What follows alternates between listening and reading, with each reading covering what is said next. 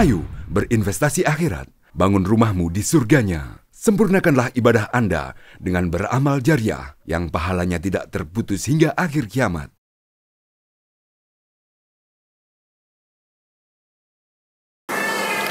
Bismillah. Assalamualaikum warahmatullahi wabarakatuh. Alhamdulillahi rabbil alamin. Wabihi nasta'inu ala umurid dunya waddin.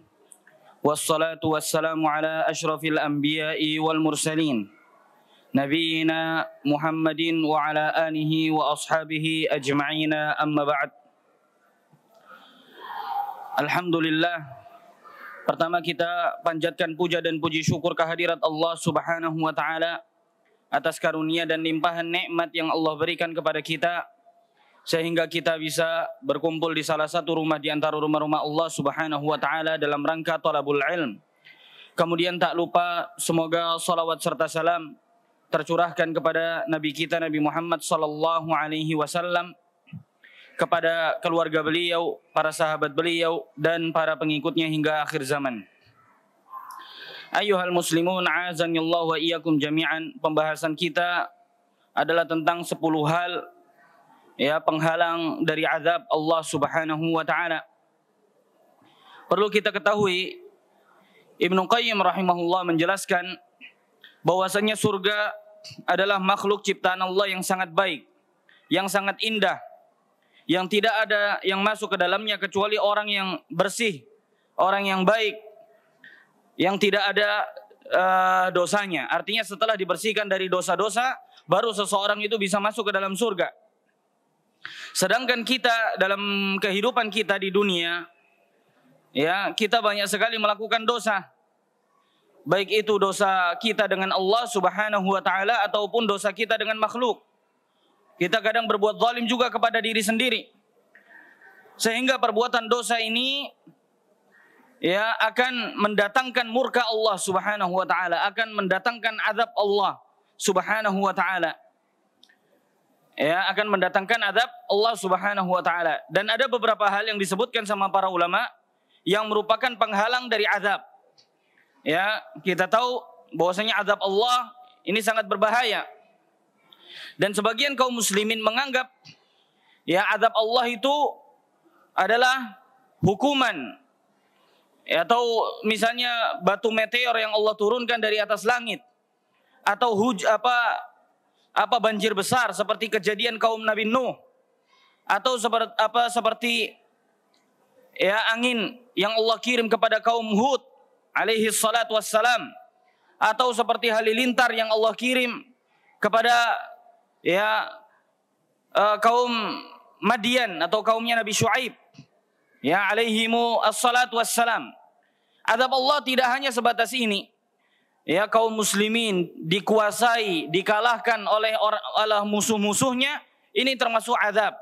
Sebagaimana nasihat Umar bin Khattab kepada Sa'ad bin Abi Waqqas radhiyallahu anhu, wahai Sa'ad, yang aku takutkan bukanlah musuh kalian. Ketika Sa'ad bin Abi Waqqas akan berangkat memerangi orang-orang Persia di Qadisiyah, maka Umar bin Khattab berpesan kepada Sa'ad, wahai Sa'ad, yang aku takutkan bukanlah kuatnya musuhmu, yang aku takutkan bukanlah lengkapnya persenjataan musuhmu, tapi yang aku takutkan adalah maksiat-maksiat kalian. Kalau kalian bermaksiat kepada Allah, maka yang lebih pantas Allah menangkan adalah yang paling banyak jumlahnya dan yang paling lengkap senjatanya. Tapi kalau musuh kalian melakukan maksiat, melakukan dosa-dosa, dan kalian tidak melakukan dosa-dosa tersebut, maka Allah akan memenangkan kalian. Sehingga kalian itu dimenangkan oleh Allah karena maksiat musuh kalian, dan juga karena kalian menjauhi maksiat-maksiat tersebut. Ini yang ditakutkan oleh Umar bin Khattab radhiyallahu anhu. Dan maksiat ini sangat bahaya dampaknya. Juga menyebabkan kekalahan, perpecahan, permusuhan, dan lain sebagainya. Oleh karenanya Allah Subhanahu wa taala menyebutkan tentang manusia-manusia yang membersihkan dirinya atau orang-orang yang baik. Allah berfirman, alladzina tatawaffahumul malaikatu tayyibina yaquluna salamun alaikum udkhulul jannata bima kuntum ta'malun. Yaitu orang-orang yang diwafatkan oleh Allah dalam keadaan baik. oleh para malaikat. Ya, maka para malaikat akan berkata kepada mereka, salamun alaikum, keselamatan atas kalian.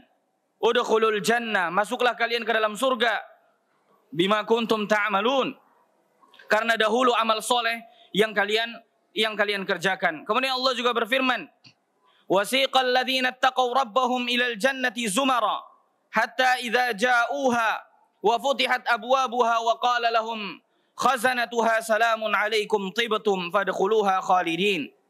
Dan orang-orang yang bertakwa kepada Tuhannya, dia dibawa ke dalam surga dengan rombongan-rombongan, sehingga apabila mereka sampai ke dalam surga, sampai ke pintu surga, pintu-pintu tersebut sudah dibukakan untuk mereka, maka berkatalah para penjaga surga, salamun alaikum, keselamatan atas kalian. Ya, salamun alaikum tibtum fadkhuluha khalidin. Kalian telah berbuat baik, kalian adalah orang-orang baik. Fadkhuluha khalidin. Masuklah kalian ke dalam surga, kamu kekal di dalamnya. Oleh karenanya, seseorang tidak mungkin bisa masuk surga kecuali setelah dia bersih dari dosanya. Ya, setelah jiwanya baik. Setelah seluruh penyakit hati itu lepas dari hatinya. Barulah seseorang tersebut bisa masuk ke dalam surga. Oleh karenanya, Syekhul Islam Ibnu Taimiyah rahimahullah menyebutkan ada 10 ya, yang merupakan penghalang dari azab, yang melindungi seseorang dari azab neraka, yang membuat seseorang itu masuk ke dalam surga. Yang pertama adalah bertaubat kepada Allah Subhanahu wa taala. Ya, bertaubat kepada Allah Subhanahu wa taala. Kita kembali kepada Allah Subhanahu wa taala. Kata Nabi sallallahu alaihi wasallam, "At-taibu minadz-dzambi kaman la dzamba lahu." Orang yang bertaubat dari dosa, maka dia seperti orang yang tidak berdosa. Ya, kata Nabi SAW, siapa yang bertaubat dari dosanya, maka dia seperti orang-orang yang tidak memiliki dosa. Allah Subhanahu wa taala ampuni dosanya sehingga orang tersebut kembali bersih. Ya, kembali bersih. Ini bagi orang-orang yang bertaubat. Dan Allah Subhanahu wa taala sangat menyukai hambanya yang bertaubat. Ya, Allah sangat menyukai. Kata Nabi SAW, Allahu yafrahu bi taubati ahadikum ya min antajida dhalatahu fi ardin falat. Allah itu sangat berbahagia, sangat senang sekali ya dengan taubatnya salah seorang di antara kalian daripada kalian mendapati ontanya yang hilang di tengah padang pasir. Jadi Allah Subhanahu wa taala ketika kedatangan seorang hamba yang dia bersimpu di hadapannya, bertaubat kembali kepadanya, maka Allah sangat senang. Allah sangat senang. Bahkan Nabi SAW pernah suatu ketika ya melihat ada seorang ibu di dalam tawanan perang. Yang ibu ini mencari anaknya atau anaknya yang hilang. Maka ibu tersebut mencari ke sana kemari, tidak didapati anaknya. Sampai akhirnya setelah lama mencari, barulah dia mendapati anaknya di tengah kerumunan manusia, di tengah para tawanan. Maka setelah ibu tadi mendapati anaknya tersebut, sang ibu langsung memeluk anaknya, langsung menciumi anaknya. Kemudian Nabi SAW bersabda, wahai Umar, apa kiranya menurutmu, apakah mungkin seorang ibu ini setelah dia mencari anaknya, kemudian dia akan melemparkan anaknya ke dalam api? Kata Umar, tidak ya Rasulullah. Maka kata Nabi SAW, sungguh Allah Subhanahu wa taala arhamu ya li'ibadihi. Allah itu lebih sayang kepada hambanya daripada sayangnya ibu ini kepada anaknya. Allah itu sayang kepada kita. Allah tidak ingin mengadab kita. Allah tidak ingin menghukum kita. Oleh karenanya Allah Subhanahu wa taala selalu membuka pintu taubat. Bahkan Allah senang dengan hamba-hamba yang datang bersimpu ya meminta ampun kepada Allah Subhanahu wa taala, bertaubat kepadanya. Oleh karenanya, ma'asyiral muslimin, azanillahu wa iyyakum jami'an, jadikan taubat ini adalah sebagai amalan rutinitas harian. Jadikan taubat ini adalah ya kebiasaan kita sampai kita wafat. Karena beruntung mereka orang-orang yang bertaubat. Allah Subhanahu wa taala berfirman, "Wa tubu ilallahi jami'an ayyuhal mu'minun la'allakum tuflihun."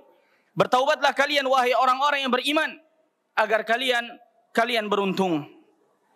Oleh karenanya selama masih ada kesempatan maka bertaubatlah kepada Allah Subhanahu wa taala. Kemudian yang kedua adalah beristighfar, memohon ampun kepada Allah Subhanahu wa taala. Ya, jangan pernah lisan kita berhenti dari istighfar. Kita sehendaknya selalu membasahi lisan kita dengan istighfar. Jadikan istighfar itu sebagai makanan harian kita. Hati kita ini butuh makan, dan makanan hati adalah istighfar. Kata Nabi SAW, tuba liman wajada fi sahifatihi istighfaran katsira. Sungguh beruntung orang yang mendapati catatan amalnya penuh dengan istighfar. Dan orang-orang yang beristighfar juga tidak akan diazab oleh Allah Subhanahu wa taala. Allah berfirman, "Wa ma kana Allahu liyu'adzibahum wa anta fihim." Allah tidak akan mengazab kalian jika Nabi Muhammad masih di tengah kalian. "Wa ma kana Allahu mu'adzibahum wa hum yastaghfirun." Dan Allah tidak akan mengazab suatu kaum selama mereka masih beristighfar kepada Allah Subhanahu wa taala. Sehingga istighfar ini akan menghalangi seseorang dari azab Allah Subhanahu wa taala. Kemudian yang ketiga, di antara penghalang azab Allah Subhanahu wa taala adalah namanya al-hasanat al-mahiyat, yaitu kebaikan-kebaikan atau amal soleh yang dapat menggugurkan dosa-dosa. Ya, di sana ada amal soleh yang bisa menggugurkan dosa-dosa. Di antara amal soleh tersebut adalah salat. Suatu ketika Nabi SAW pernah bersabda kepada seorang sahabatnya, "Wahai sahabat, wahai para sahabatku, bagaimana menurut kalian jika seseorang laki-laki memiliki rumah yang di belakang rumahnya ada sungai, yang dia mandi di sungai tersebut sehari 5 kali. Apakah ada tersisa kotoran di tubuhnya?" Maka kata para sahabat, tidak. Kata Nabi SAW, demikian pula seorang mukmin yang setiap hari dia mengerjakan sholat, maka tidak akan tersisa lagi di tubuhnya dosa. Ya, artinya sholat 5 waktu yang kita kerjakan, yang kita jaga, dari waktu duhur ke waktu asar, itu akan menggugurkan dosa-dosa. Dari waktu asar ke waktu maghrib, itu pun akan menggugurkan dosa-dosa. Sehingga sholat ini adalah amalan terbaik untuk menggugurkan dosa-dosa. Bahkan Nabi SAW juga mengingatkan ruku kita. Ya, ketika ruku, maka dosa-dosa kita berguguran dari punggung kita. Ketika kita sujud, juga dosa-dosa kita berguguran. Ya, makanya para ulama dan juga Nabi SAW itu suka memperlama ruku dan sujud. Karena memang ketika waktu tersebut dosa-dosa seorang hamba itu berguguran. Kemudian di antara amal soleh yang bisa menggugurkan dosa adalah wudu. Wudu. Juga Nabi SAW mengingatkan bahwasannya dosa-dosa yang diproduksi oleh mata, yang dilihat oleh mata, maka dengan air wudu ketika dia mengusap wajahnya, maka dosa-dosa yang diproduksi oleh matanya, yang dilakukan oleh matanya, maka akan jatuh berguguran. Dosa yang dilakukan tangannya, ketika dia mengusap tangannya atau membasuh tangannya ketika wudu, maka dosa-dosanya pun berguguran. Ya, dosa yang diproduksi misalnya atau yang dilakukan oleh kakinya, maka ketika dia membasuh kakinya, maka dosa-dosa tersebut berguguran. Ini adalah namanya al-hasanat al-mahiyat. Kemudian di sana ada juga misalnya al-hasanat al-mahiyat, di antaranya adalah umrah. Umrah umrah satu ke umrah yang lain, atau umrah ini sendiri menggugurkan dosa-dosa seorang hamba. Kemudian di antara yang menggugurkan dosa di antaranya adalah haji. Nabi SAW mengingatkan, man hajja walam yafsuk walam yarfus. Siapa yang haji kemudian dia tidak berbuat rafath, tidak berbuat perbuatan keji, wala yafsuk, tidak berbuat fasik, maka yarji'u ka yaumi waladathu ummuh, maka dia kembali seperti dia baru terlahir dari perut ibunya. Artinya bersih kembali. Sebagian para ulama menafsirkan hadis tersebut mengatakan bahwasannya dia membuka lembaran baru. Artinya catatannya yang sebelumnya penuh dengan dosa dihapus sama Allah, diganti lembaran baru yang bersih, yang tidak ada dosanya. Inilah haji. Makanya kata Nabi SAW, al-hajjul mabrur laisa lahu jazaa'un illal jannah. Haji yang mabrur tidak ada balasan kecuali pasti surga. Ini adalah al-hasanat al-mahiyat. Maka ketika kita lebih fokuskan ke al-hasanat al-mahiyat ini. Ya, amalan-amalan kebaikan atau amal soleh yang bisa menggugurkan dosa kita. Karena dengan gugurnya dosa kita ini, ya akan menghalangi kita dari azab Allah Subhanahu wa taala. Karena azab Allah itu ya datangnya karena sebab dosa. Allah juga berfirman, ya, misalnya ittaqillaha haitsu ma kunta. Nabi SAW bersabda, ittaqillaha haitsu ma kunta. Bertakwalah kalian dimanapun kalian berada. Wa atbi'is sayyi'atal hasanata tamhuha. Ikutilah keburukan dengan kebaikan. Ya, wa khaliqin nas bi khuluqin hasan. Ya, pergaulilah manusia dengan akhlak yang baik. Perhatikan kata Nabi, wa atbi'is sayyi'atal hasanata tamhuha. Ikutilah, iringilah perbuatan burukmu dengan perbuatan baik. Niscaya perbuatan baik akan menghapus keburukan. Juga Allah mengatakan innal hasanat yudhibnas sayyi'at. Sesungguhnya kebaikan-kebaikan akan menghapuskan yang namanya keburukan-keburukan. Terutama al-hasanat al-mahiyat. Karena al-hasanat al-mahiyat ini betul-betul akan menghapus ya keburukan-keburukan kita. Dan yang paling utama adalah salat. Makanya Nabi SAW selalu mengingatkan salat kepada umatnya. Bahkan sebelum beliau wafat, beliau ucapan terakhirnya adalah as-salah wa ma malakat aymanukum.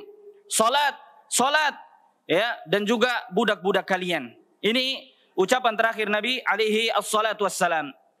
Sehingga betul-betul ya amal soleh tadi atau salat tadi akan menghapuskan ya dosa-dosa kita dan juga keburukan kita. Kemudian yang keempat, di antara penghalang azab adalah musibah yang menimpa kita. Ya, penderitaan, kesulitan, kepayahan, ujian-ujian hidup yang kita hadapi, maka ini semua akan menghapuskan dosa-dosa. Kata Nabi SAW, ma yusibul mu'min min nasabin wala wasabin wala hammin wala hazanin wala adhan hatta syauka yushakuha illa kaffarallahu biha khataya. Tidaklah seorang mukmin itu ditimpa dengan kelelahan, ya, kecapean, kekhawatiran, rasa sakit atau sedih, ya, atau bahkan duri yang melukainya, kecuali Allah pasti akan menghapuskan dosa-dosanya karena musibah-musibah tadi. Ya, kata Nabi SAW, sesungguhnya kelelahan, sehingga kata para ulama, keringat orang mukmin itu adalah semuanya kebaikan. Ketika seorang mukmin bekerja mencari nafkah, ketika seorang mukmin menuntut ilmu, ketika seorang mukmin beramal, ketika dia mengeluarkan keringat, dia kecapean, kelelahan, maka itu semua akan menghapuskan dosa-dosanya. Itu adalah kebaikan bagi dirinya. Ya, ataupun ketika seorang mukmin itu ditimpa dengan khawatir, gelisah, galau, gundah gulana, maka itu juga menghapuskan dosa-dosanya. Ya, bahkan duri yang menusuk kakinya, Allah jadikan itu sebagai penghapus dosa dan kesalahannya. Perhatikan kata para ulama, ya, Allah Subhanahu wa taala dengan hikmahnya yang agung dan kebijaksanaannya yang tinggi, Allah jadikan ya kesulitan, bahkan kesedihan, kekhawatiran seorang mukmin itu sebagai penghapus dari dosa-dosanya. Ya, sebagai penghapus dari dosa-dosanya. Allah tidak ingin menimpakan ya musibah yang lebih besar. Allah tidak ingin memberinya penyakit. Allah tidak ingin menurunkan azab kepadanya. Namun Allah ganti dengan keletihan, kecapean, kesedihan, sehingga hal-hal tersebut akan menggugurkan dosa-dosanya, sehingga ketika dia bertemu dengan Allah dalam keadaan bersih. Ya, dalam keadaan bersih. Kemudian juga Nabi SAW mengingatkan, ya, la tasubbul humma, jangan kalian mencela demam. Fa innaha tudhibu khataya bani Adam, karena demam itu akan menggugurkan dosa-dosa. Kama yudhibul kiru khabathal hadid. Ya, sebagaimana alat besi, alat pandai besi itu bisa mengikir karat-karat besi. Jadi kata Nabi SAW, jangan kalian mencela demam, karena demam itu akan menghapuskan kesalahan-kesalahan kalian sebagaimana alat pandai besi dalam menghilangkan karat-karat pada besi. Oleh karenanya Hasan al-Basri rahimahullah beliau sangat bersyukur ketika Allah timpakan kepada beliau demam. Beliau berkata, dengan demam ini aku tidak perlu capek-capek beramal soleh.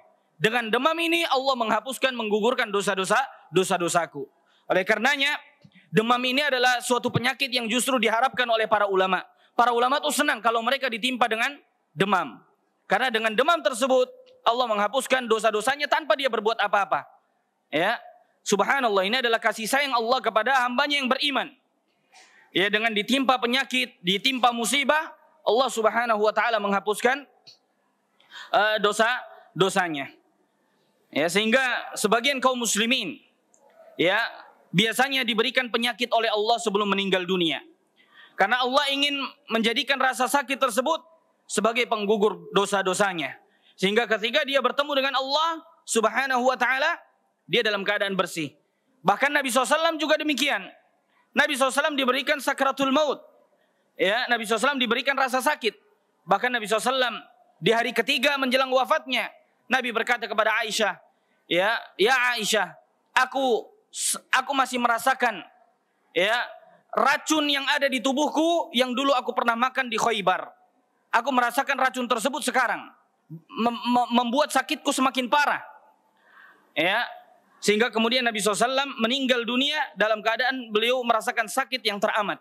Sampai ketika beliau akan dicabut nyawanya, beliau memasukkan tangannya ke dalam gayung, kemudian mengusap wajahnya sambil berkata, La ilaha illallah innalil mauti lasakarat. Kata Nabi SAW, tidak ada sesembahan yang berhak disembah kecuali Allah. Sungguh sakaratul maut itu ada muqaddimahnya. Sungguh sakaratul maut itu sangat sakit. Ya, luar biasa.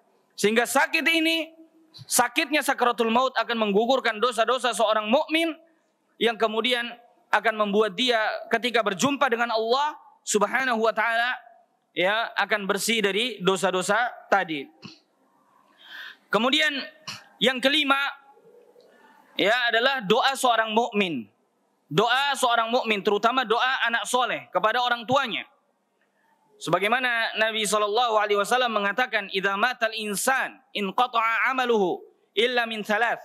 Apabila anak Adam meninggal dunia, maka terputuslah seluruh amalnya kecuali 3. Di antara yang disebutkan Nabi SAW adalah waladin salihin yad'u lahu. Adalah anak yang soleh yang mendoakan kebaikan untuknya. Atau juga doa orang mukmin untuk mukmin lain yang sudah meninggal. Ya, makanya beruntung jika kita memiliki sahabat dekat. Beruntung jika kita memiliki teman yang baik. Yang teman tersebut masih mengingat kita ketika kita sudah wafat. Masih mendoakan kita ketika kita sudah wafat.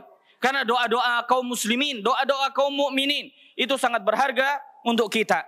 Makanya para ulama atau bahkan Nabi SAW ya, dalam khutbah beliau di akhir selalu membaca Rabbana ighfir lana wa li ikhwanina alladzina sabaquna bil iman.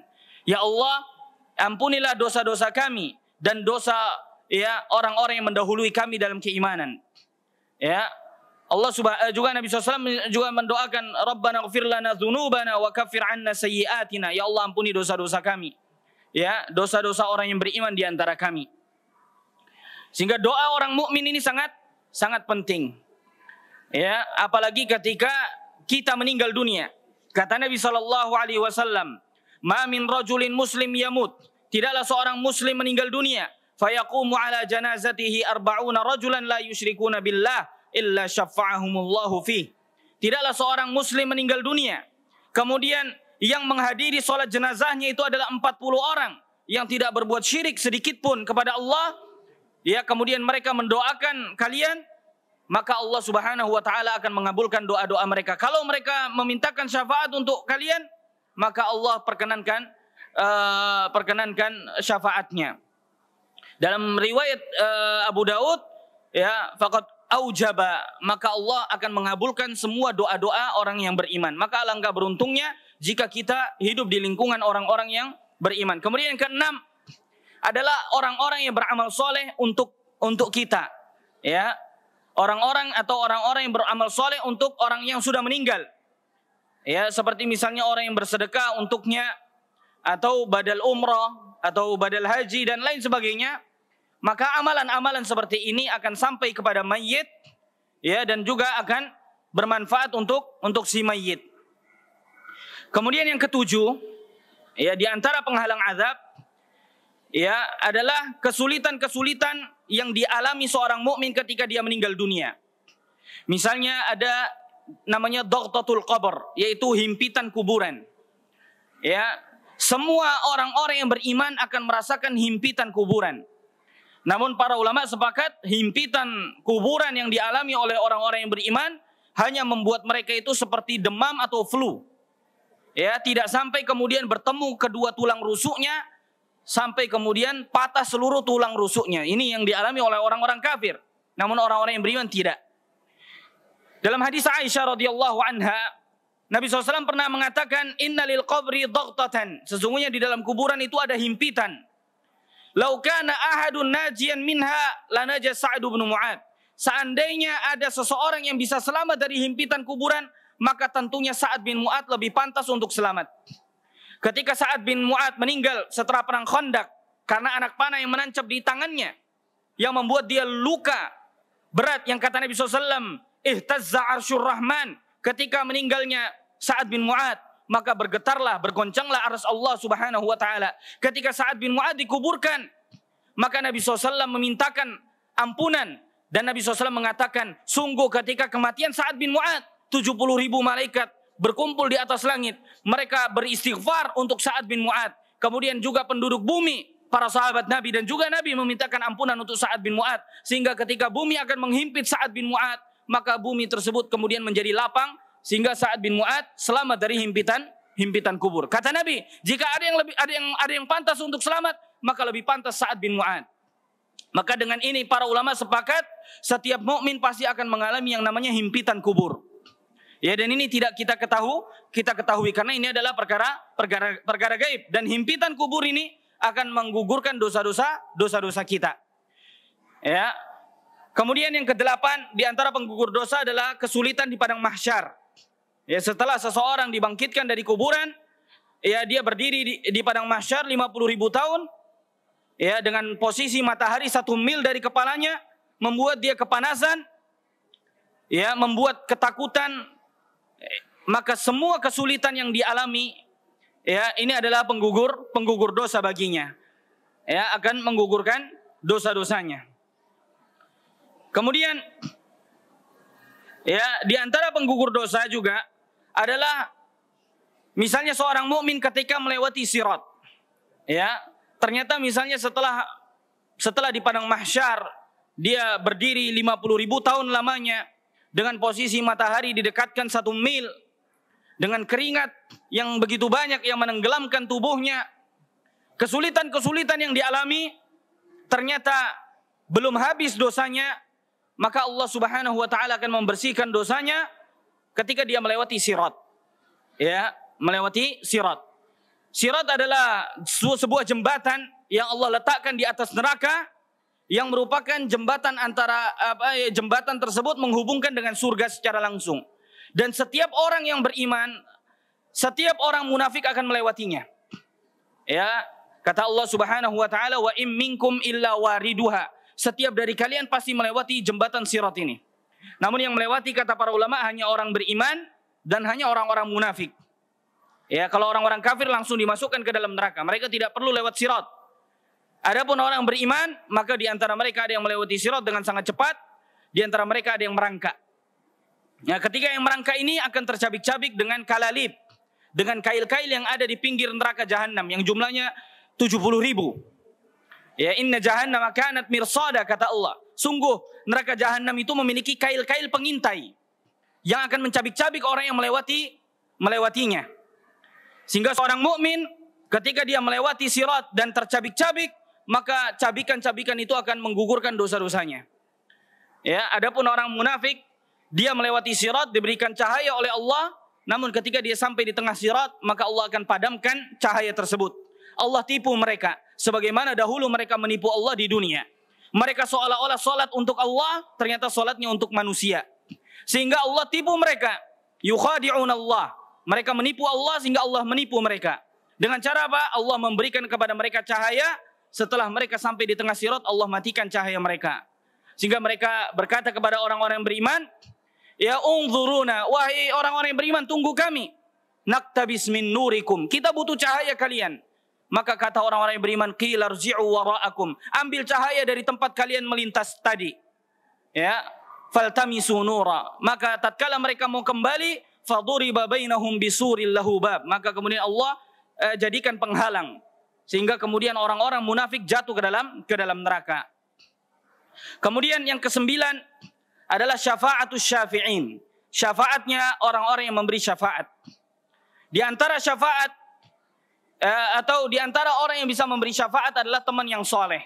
Selain syafaat Nabi, ya, nanti para malaikat juga akan memberi syafaat. Ya, nanti juga orang yang mati syahid akan memberi syafaat. Bayi-bayi yang terlahir yang kemudian meninggal juga akan memberi syafaat orang tuanya.